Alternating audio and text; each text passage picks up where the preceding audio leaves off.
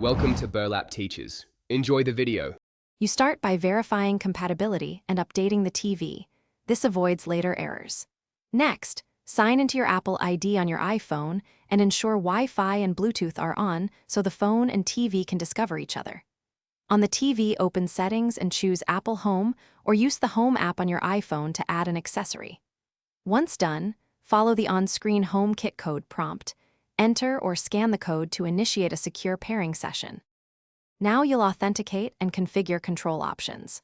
First, scan or type the 8-digit Homekit code shown on the TV into your iPhone.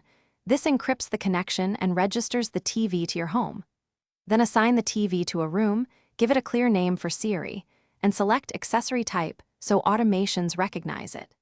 Make sure you enable Siri and turn on remote access for Home app so you can control the TV when away from home. Finish by testing. Ask Siri to power the TV, change input, or play content so you confirm voice control works and states sync. Then build a basic automation, such as turning on the TV with a scene, to ensure the Home app triggers the TV reliably. If something goes wrong, restart the TV, router, and iPhone in that order. This clears network or discovery glitches. If pairing still fails, remove the accessory and repeat the setup while keeping devices within close range.